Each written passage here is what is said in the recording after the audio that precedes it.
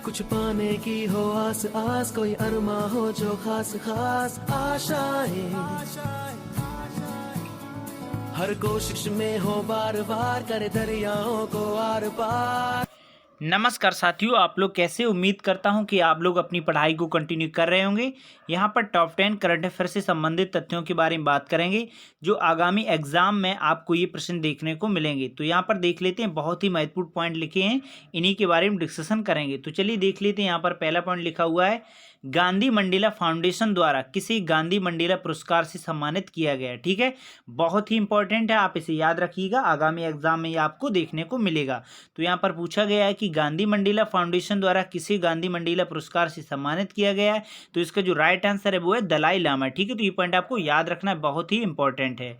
Next point के बारे में बात करें तो यहाँ पर नेक्स्ट पॉइंट लिखा हुआ है कि भारत के चुनाव आयुक्त के पद पर किसे नियुक्त किया गया। ठीक है, तो ये भी आपसे पूछा गया और ये भी इंपॉर्टेंट है, दोनों इंपॉर्टेंट क्वेश्चन है, आप इन्हें याद कर लीजिएगा। ठीक है, तो यहाँ पर लिखा हुआ है कि भारत के चुनाव आयुक्त के पद पर किसे नियुक्त किया गया है। तो इसका जो राइट आंसर है वो है अरुण गोयल को। ठीक है, तो यह पॉइंट बहुत ही इंपॉर्टेंट है, आप इसे याद रखिएगा।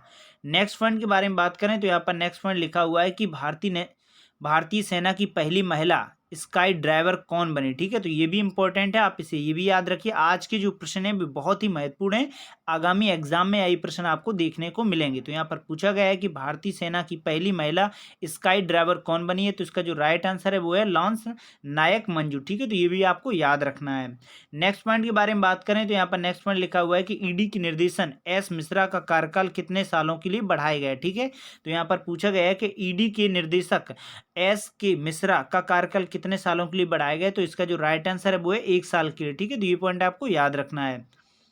अब हम नेक्स्ट पॉइंट के बारे में बात करें तो यहाँ पर नेक्स्ट पॉइंट लिखा हुआ है, IOA की एथलीट कमीशन का अध्यक्ष किसे नियुक्त किया गया। ठीक है, तो यहाँ पर ये पूछा गया है कि IOA की एथलीट कमीशन का अध्यक्ष किसे नियुक्त किया गया है। तो इसका जो राइट आंसर है वो है मैरी कॉम। ठीक है, तो ये भी पॉइंट आपको याद रखना है। अब हम नेक्स्ट पॉइंट के बारे में बात करें तो नेक्स्ट पॉइंट यहाँ पर लिखा हुआ है कि वाराणसी में कितने काशी तमिल संगम का उद्घाटन किया गया। ठीक है, तो यहाँ पर पूछा गया है कि वाराणसी में किसने काशी तमिल संगम का उद्घाटन किया है। तो इसका जो राइट आंसर है वो है नरेंद्र मोदी, यानी भारत के प्रधानमंत्री ने। ठीक है, तो ये पॉइंट आपको याद रखना है। अब हम नेक्स्ट पॉइंट के बारे में बात करें, ये बहुत ही इंपॉर्टेंट है, इसे आप याद कर लीजिएगा। प्रश्न है कि जियो स्मार्ट इंडिया 2022 शिखर सम्मेलन का उद्घाटन कहाँ किया गया। ठीक है, तो ये आपसे पूछा जा सकता है कि जियो स्मार्ट इंडिया 2022 शिखर सम्मेलन का उद्घाटन कहाँ पर किया गया है। तो इसका जो राइट आंसर है वो है हैदराबाद। ठीक है, तो ये पॉइंट आपको याद रखना है, बहुत ही इंपॉर्टेंट पॉइंट है आज की, आप इन्हें याद करने की कोशिश कीजिएगा।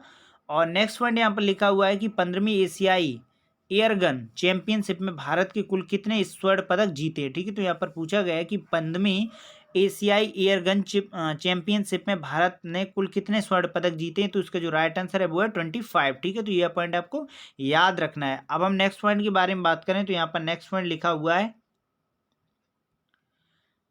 एशियाई कप टेबल टेनिस टूर्नामेंट में मानिका बत्रा ने कौन सा पदक जीता है। ठीक है, तो ये भी पॉइंट आपको याद रखना है। पूछा गया है कि एशियाई कप टेबल टेनिस टूर्नामेंट में मानिका बत्रा ने कौन सा पदक जीता है। तो इसका जो राइट आंसर है वो है कांस्य पदक। ठीक है, तो ये पॉइंट आपको याद रखना है। और अंतिम पॉइंट यहाँ पर लिखा हुआ है कि ONGC के अगले प्रमुख रूप में किसे नियुक्त किया गया। ठीक है, तो ये भी आपको याद रखना है, आगामी एग्जाम में ये प्रश्न जो है आपको देखने को मिलेगा।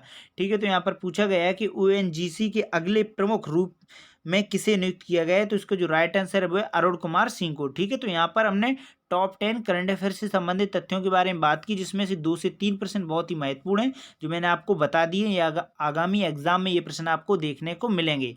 तो फिर हम एक नई वीडियो में अगले जो इंपॉर्टेंट पॉइंट होंगे करंट अफेयर से संबंधित उनके बारे में डिस्कशन करेंगे। तब तक के लिए नमस्कार।